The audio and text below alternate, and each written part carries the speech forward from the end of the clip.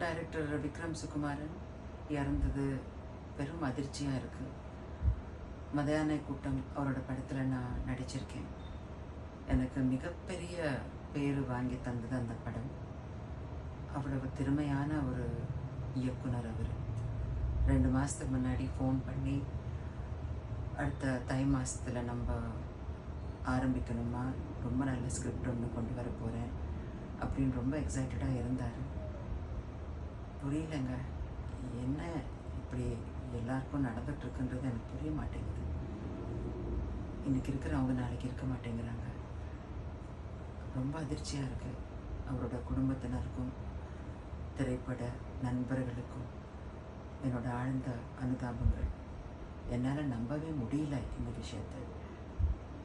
இது மூலமாக நான் ஒன்று சொல்லிக்கிறது என்னென்னா, ரொம்ப ஸ்ட்ரெஸ்ஃபுல்லாக ரொம்ப ஹார்ட் ஒர்க்கிங்கை நினச்சிட்டு ராவும் பகலமாக ஒர்க் பண்ணுறவங்களுக்கு தான் இந்த மாதிரி அகால மரணங்கள் ஏற்படுத்துன்ட்டு நான் சமீப காலத்தில் நான் உணர்ந்தேன்.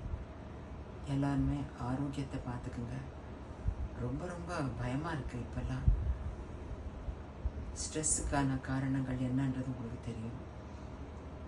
அதை கொஞ்சம் தவிர்த்து அவங்களோட ஹெல்த்துக்கு கொஞ்சம் முக்கியத்துவம் கொடுத்துக்கிட்டா இந்த மாதிரி அகால மரணங்கள் நிகழாதுங்கிறது நான் நினைக்கிறேன். ஒன்றும் சொல்கிறதுக்கு இல்லைங்க. பெரும் இழப்பு சினிமா உலகத்திற்கு. விக்ரம் சுகுமாரன் இல்லாதது.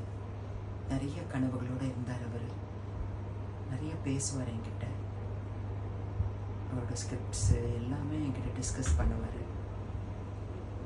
எல்லாமே இப்போது அர்த்தமே இல்லாமல் போயிடுச்சு.